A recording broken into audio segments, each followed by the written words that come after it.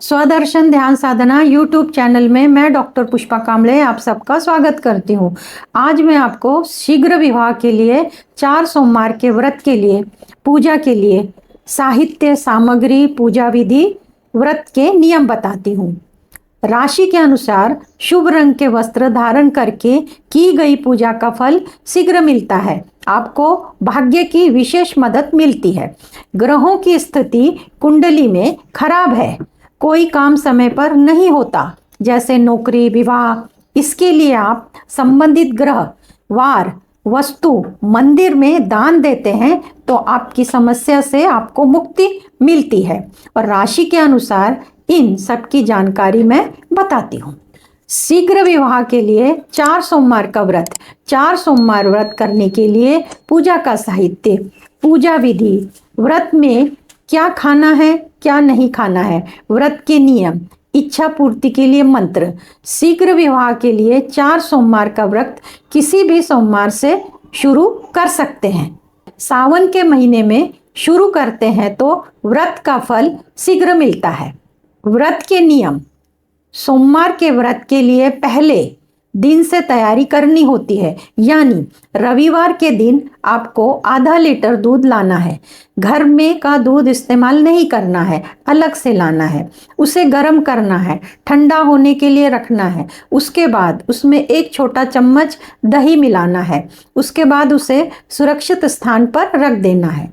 दूसरे दिन सोमवार के दिन प्रातः जल्दी उठकर स्नान आदि से निवृत्त होकर सफ़ेद वस्त्र धारण करना है। साड़ी पहन सकते हैं, सलवार कमीज पहन सकते हैं, आप जो पहनते हैं वो पहन सकते हैं। शर्त है सफ़ेद रंग का होना चाहिए। सफ़ेद वस्त्र आपको रात्रि 8 बजे तक पहनना है, बाद में चेंज कर सकते हैं। प्याज और लहसुन नहीं खाना है, सिर्फ 4 सोमवार। क्रोध निंदा झगड़ा फिजूल की बातें 4 सोमवार नहीं करनी है, वैसे कभी भी नहीं करना चाहिए। 4 सोमवार मौन रहना है, जितनी ज़रूरत है उतना ही बोलना है। ये मौन रात के 8 बजे तक है, उसके बाद आप बातचीत शुरू कर सकते हैं। रात्रि में सोते समय आपको मंत्र नींद आने तक मन ही मन दोहराना है। महिलाओं में MC पीरियड में जो लोग सोमवार आता है उस सोमवार का व्रत नहीं करना चाहिए, उससे आगे वाला सोमवार का व्रत करना चाहिए। एक खंड जरूर आता है, उसे आपको करना ही चाहिए, उसके आगे उसको संभालना है। उसके आगे वाले सोमवार से आप व्रत शुरू कर सकते हैं। 4 सोमवार व्रत में आप वो सब खा सकते हैं जिसमें प्याज लहसुन नहीं होता। आप मीठा पदार्थ खा सकते हैं। पूजा विधि। सोमवार को प्रातः उठकर स्नान आदि से निवृत्त होकर सफ़ेद वस्त्र धारण करें, श्रृंगार करें। कान में, गले में, हाथ में चूड़ियाँ, बालों में फूल, जितना आप कर सकती हैं उतना श्रृंगार करना है। रविवार के दिन आपने दही जमाया था उसे लेना है, मथनी की सहायता से मथना है। जितना मक्खन निकलता है उसे निकालना है, उसे एक कटोरी में रखना है। उसमें थोड़ी शक्कर और 2 तुलसी के पत्ते रखना है। आपके पूजा स्थान में लड्डू गोपाल की पूजा करनी है। उन्हें हल्दी कुमकुम सिंदूर गुलाल रोली फूल धूप दीप अगरबत्ती लगाना है। एक एक चीज भगवान श्री कृष्ण को अर्पण करना है। शांत बैठकर मंत्र करना है। ओम गोपाल कृष्णाय नमः, ओम गोपाल कृष्णाय नमः, ओम गोपाल कृष्णाय नमः। ये 108 बार यानी 1 माला आपको करनी है। पूजा होने के बाद कटोरी में मक्खन मीठा और तुलसी के पत्ते का भोग लगाना है। भगवान के सामने जमीन पर पानी से चौकोन बनाना है और वो चौकोन कटोरी के आकार के जितना होना चाहिए, उस पर कटोरी रखना है। कटोरी के चारों तरफ 3 बार पानी घुमाना है और भगवान से प्रार्थना करनी है ये भोग स्वीकार करें। अब अपने शीघ्र विवाह के लिए प्रार्थना करनी है। प्रार्थना के बाद कटोरी में मक्खन मीठा तुलसी के पत्ते स्वयं खाना है। इस प्रकार 4 सोमवार पूजा करनी है। रात्रि के भोजन में प्याज लहसुन नहीं खाना। दूसरे दिन मंगलवार से प्याज लहसुन खा सकते हैं। नियम सिर्फ सोमवार के लिए है। मक्खन निकालने के बाद जो छाछ बची है उसे आप मनचाहा इस्तेमाल कर सकते हैं। रात को बिस्तर पर सोते समय ओम गोपाल कृष्णाय नमः, ओम गोपाल कृष्णाय नमः ये मंत्र मन ही मन दोहराते हुए आपको सोना है। आपको तब तक करना है नींद आने तक। इस प्रकार आप भगवान श्री कृष्ण की पूजा व्रत करते हैं तो आपको मन वांछित फल जरूर मिलेगा। मन चाहा लड़के के साथ आपका विवाह होगा और संसार सुखी होगा। अब राशि अनुसार पूजा शुरू करने से पहले आप शुभ रंग का इस्तेमाल कैसे करते हैं। विशेष पूजा के लिए तो सफ़ेद रंग बताया है, परंतु और भी जो पूजा पाठ करनी होती है तब आप शुभ रंगों का इस्तेमाल करते हैं तो उसके फल आपको शीघ्र मिलते हैं। तो उसके लिए मेष राशि से मीन राशि के लोगों का भाग्योदय होने के लिए पुरुषार्थ के साथ शुभ रंग का संबंधित वार के दिन धारण करते हैं तो उनके भाग्य में वृद्धि होती है और उनको भाग्य की मदद मिलती है। ये जानकारी चंद्र राशि के अनुसार बताई है। पहली राशि है मेष राशि। मेष राशि के लोगों ने भाग्योदय के लिए पुरुषार्थ के साथ लाल, मैरून, चॉकलेटी रंग के वस्त्र धारण करना चाहिए। आपको भाग्य की विशेष मदद मिलती है और आपका काम सफल होता है। नीले, काले, हरे रंग के वस्त्र का इस्तेमाल कम करना चाहिए। महत्वपूर्ण काम करने के लिए नीले, काले, हरे रंग का इस्तेमाल नहीं करना चाहिए। वृषभ राशि। वृषभ राशि के लोगों ने भाग्योदय के लिए पुरुषार्थ के साथ गुलाबी और सफेद रंग के वस्त्र धारण करना चाहिए। गुलाबी और सफेद रंगों का इस्तेमाल करते हैं तो आपको भाग्य की विशेष मदद मिलती है।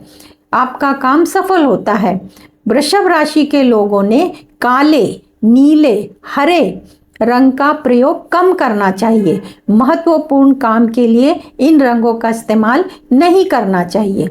मिथुन राशि। मिथुन राशि के लोगों ने भाग्योदय के लिए पुरुषार्थ के साथ हल्के पीले, हरे, नीले रंग के वस्त्र और सफेद रंग के वस्त्र धारण करना चाहिए। मिथुन राशि के लोग ने इन रंगों का इस्तेमाल करते हैं तो आपको भाग्य की विशेष मदद मिलती है। आपका काम सफल होता है। गहरे नीले और लाल रंग के वस्त्र का इस्तेमाल कम करना चाहिए। महत्वपूर्ण काम के लिए इन रंगों का इस्तेमाल नहीं करना चाहिए। कर्क राशि। कर्क राशि के लोगों ने भाग्योदय के लिए पुरुषार्थ के साथ पीले, गुलाबी और सफेद रंग के वस्त्र धारण करना चाहिए। गहरा नीला, हरा रंग का कम इस्तेमाल करना चाहिए। महत्वपूर्ण काम के लिए इन रंगों का इस्तेमाल नहीं करना चाहिए। सिंह राशि। सिंह राशि के लोगों ने भाग्योदय के लिए पुरुषार्थ के साथ हल्के पीले, हरे, गुलाबी रंग के और सफेद रंग के वस्त्र धारण करना चाहिए। सिंह राशि के लोगों ने पीले, हरे, गुलाबी, सफेद रंगों का इस्तेमाल करते हैं तो भाग्य की विशेष मदद मिलती है। आपका काम सफल होता है। गहरे नीले और लाल रंग के वस्त्र कम धारण करना चाहिए, कम इस्तेमाल करना चाहिए। महत्वपूर्ण काम के लिए इन रंगों का इस्तेमाल नहीं करना चाहिए। कन्या राशि। कन्या राशि के लोगों ने भाग्योदय के लिए पुरुषार्थ के साथ पीले, हरे, गुलाबी, सफेद रंग के वस्त्र धारण करना चाहिए। इन रंगों का इस्तेमाल करते हैं तो आपको भाग्य की विशेष मदद मिलती है। आपका काम सफल होता है। लाल रंग के वस्त्र का कम इस्तेमाल करना चाहिए। महत्वपूर्ण काम के लिए लाल रंग का इस्तेमाल नहीं करना चाहिए। तुला राशि। तुला राशि के लोगों ने भाग्योदय के लिए पुरुषार्थ के साथ हल्के पीले, हरे, गुलाबी, नीले, सफेद रंग के वस्त्र धारण करना चाहिए। इन रंगों का इस्तेमाल करते हैं तो आपको भाग्य की विशेष मदद मिलती है। आपका काम सफल होता है। लाल रंग के वस्त्र कम इस्तेमाल करना चाहिए। महत्वपूर्ण कार्य के लिए लाल रंग का इस्तेमाल नहीं करना चाहिए। वृश्चिक राशि। वृश्चिक राशि के लोगों ने भाग्योदय के लिए पुरुषार्थ के साथ हल्के पीले, लाल, गुलाबी, सफेद रंग के वस्त्र धारण करना चाहिए। इन रंगों का इस्तेमाल करते हैं तो आपको भाग्य की विशेष मदद मिलती है। वृश्चिक राशि के लोगों ने गहरे नीला हरा रंग कम इस्तेमाल करना चाहिए। महत्वपूर्ण काम करने के लिए इन रंगों का इस्तेमाल नहीं करना चाहिए। धनु राशि के लोगों ने भाग्योदय के लिए पुरुषार्थ के साथ हल्के पीले, हरे, गुलाबी, लाल, सफ़ेद रंग के वस्त्र धारण करना चाहिए। इन रंगों का इस्तेमाल करते हैं तो आपको भाग्य की विशेष मदद मिलती है, आपका काम सफल होता है। धनु राशि के लोगों ने गहरे नीले रंग का इस्तेमाल कम करना चाहिए। महत्वपूर्ण काम करने के लिए नीला रंग का इस्तेमाल नहीं करना चाहिए। मकर राशि के लोगों ने भाग्योदय के लिए पुरुषार्थ के साथ हल्के पीले, हरे, गुलाबी, नीले, सफेद रंग के वस्त्र धारण करना चाहिए। इन रंगों का इस्तेमाल करते हैं तो आपको भाग्य की विशेष मदद मिलती है, आपका काम सफल होता है। मकर राशि के लोगों ने लाल रंग के वस्त्र कम इस्तेमाल करना चाहिए। महत्वपूर्ण काम के लिए लाल रंग का इस्तेमाल नहीं करना चाहिए। कुंभ राशि के लोगों ने भाग्योदय के लिए पुरुषार्थ के साथ हल्के पीले, गुलाबी, हरे, नीले, सफेद रंग के वस्त्र धारण करने चाहिए। इन रंगों का इस्तेमाल करते हैं तो आपको भाग्य की विशेष मदद मिलती है। कुंभ राशि के लोगों ने गहरे लाल रंग के वस्त्र कम इस्तेमाल करना चाहिए। महत्वपूर्ण काम के लिए लाल रंग का इस्तेमाल नहीं करना चाहिए। मीन राशि के लोगों ने भाग्योदय के लिए पुरुषार्थ के साथ हल्के पीले, हरे, लाल, गुलाबी, सफेद रंग के वस्त्र धारण करना चाहिए। इन रंगों का इस्तेमाल करते हैं तो आपको भाग्य की विशेष मदद मिलती है, आपके काम सफल होते हैं। मीन राशि के लोगों ने गहरे नीले, चमकीले सफेद रंग के वस्त्र कम इस्तेमाल करने चाहिए। महत्वपूर्ण काम करने के लिए इन रंगों का इस्तेमाल नहीं करना चाहिए। जन्म कुंडली में कोई एक ग्रह या अनेक ग्रह अशुभ स्थिति में है, जिसके कारण कोई काम समय पर नहीं होता, जैसे शिक्षा, नौकरी, विवाह इत्यादि कामकाज संबंधित ग्रह की ऊर्जा बढ़ाने के लिए ग्रह से संबंधित वार, ग्रह से संबंधित दान, ग्रह से संबंधित मंदिर, ग्रह से संबंधित चीजों का दान करते हैं तो उस ग्रह की ऊर्जा बढ़ती है। जीवन में परेशानियां खत्म होती हैं, रुके हुए कार्य होते हैं, जैसे शिक्षा, नौकरी, विवाह, मकान, गाड़ी इत्यादि। दान अपने सामर्थ्य के अनुसार करना चाहिए। 9 ग्रहों के बारे में पहले ग्रह, फिर ग्रहों के वार बताते हैं, वार के बाद दान की वस्तुएं बताते हैं और उसके बाद मंदिर बताते हैं। तो पहला ग्रह है सूर्य। सूर्य ग्रह का वार है रविवार। दान की वस्तु है गेहूं और ज्वार। रविवार के दिन आपको गेहूं और ज्वार राम मंदिर में, कृष्ण मंदिर में, विष्णु मंदिर में, इनमें से किसी भी एक मंदिर में दान देना है। दूसरा ग्रह है चंद्रमा। अगर कुंडली में चंद्रमा खराब है, अनिष्ट है, अशुभ स्थिति में है, तो सोमवार के दिन शक्कर, चीनी का दान महादेव के मंदिर में देना है। कुंडली में मंगल अनिष्ट है, मंगल के लिए मंगलवार के दिन गुड़ का दान गणपति, गणेश मंदिर में देना है। बुध ग्रह अनिष्ट है तो बुधवार के दिन साबूदाना विट्ठल मंदिर या कृष्ण मंदिर में दान देना है। गुरु ग्रह कुंडली में अनिष्ट है तो गुरुवार के दिन चने की दाल दत्तात्रेय के मंदिर में दान देना है। शुक्र ग्रह कुंडली में अनिष्ट है तो शुक्रवार के दिन चावल किसी भी देवी के मंदिर में दान देना है। शनि ग्रह कुंडली में अनिष्ट है तो शनिवार के दिन काले उड़द शनिवार के दिन शनि मंदिर में दान देना है। राहु ग्रह कुंडली में अशुभ स्थिति में अशुभ परिणाम दे रहे हैं तो सोमवार के दिन सफेद तिल 9 ग्रह के मंदिर में राहु के सामने दान देना है। केतु से परेशानी है कुंडली में तो गुरुवार के दिन काले तिल 9 ग्रह के मंदिर में केतु ग्रह के सामने दान देना है। ये प्रयोग शुभ दिन से शुरू कर सकते हैं, आपको मनचाहा परिणाम मिलने तक करना है, तब तक आप ये प्रयोग करेंगे। उस दिन आपका उपवास है तो ठीक है, परंतु उपवास नहीं करना, आपकी मनोकामना पूर्ण होगी। इस प्रकार मैंने ग्रहों की जो जो चीजें जिस जिस मंदिर में देना है उसके बारे में विस्तार से बताया।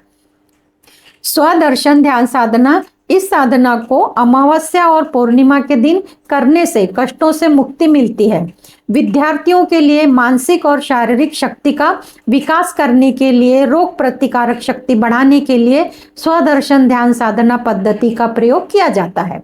व्यवसाय में वृद्धि और कर्ज से मुक्ति, नौकरी मिलने के योग बनते हैं। मृत्यु का भय, शत्रु का भय, डिप्रेशन, टोना टोटका, पितृदोष, किया कराया, ब्लैक मैजिक जैसी समस्या ठीक होती है। विवाह के योग बनते हैं। भूमि, भवन, वाहन खरीदने के योग बनते हैं। प्रेम संबंध को बेहतर बनाने के लिए साधना का प्रयोग किया जाता है। रिश्ते बेहतर करने के लिए उपाय बताए जाते हैं। लंबी बीमारी ठीक होने में मदद मिलती है। साधना से दुखों का कारण और कारण का रहस्य जानकर उनका निवारण पूजा पाठ, मंत्र से, ध्यान साधना से किया जाता है। स्वदर्शन ध्यान साधना से आध्यात्मिक और शारीरिक शक्ति का विकास होता है, मन की एकाग्रता बढ़ती है। स्वदर्शन ध्यान साधना से आत्मा क्या ज्ञान रूप की पहचान होती है, सकारात्मक बुद्धि में वृद्धि होती है, मन शांत होता जाता है। इस साधना में आपकी इच्छाओं के लिए या परेशानियों के लिए शरीर में स्थित 12 राशियों के मंत्र, 9 ग्रहों के मंत्र, 3 नाड़ियों के मंत्र, इंद्रियों के मंत्र, कर्मेंद्रियों के मंत्र, 7 चक्रों के मंत्र, 5 तत्वों के मंत्र उच्चार किए जाते हैं और उपाय बताए जाते हैं। इच्छा पूर्ति का मंत्र किया जाता है। आपकी इच्छा टैरो कार्ड्स से जानते हैं कब पूरी होगी, टैरो कार्ड से उत्तर दिया जाता है। इस प्रकार स्वदर्शन ध्यान साधना होती है। साधना हर अमावस्या और पूर्णिमा के दिन शाम 7 बजे से शुरू होती है, लगभग 1 घंटा चलती है। साधना ऑनलाइन होती है। जिन लोगों को स्वदर्शन साधना ऑनलाइन करनी है वे लोग दिए गए नंबर पर व्हाट्सएप करके जानकारी प्राप्त कर सकते हैं। आप सबका मंगल हो।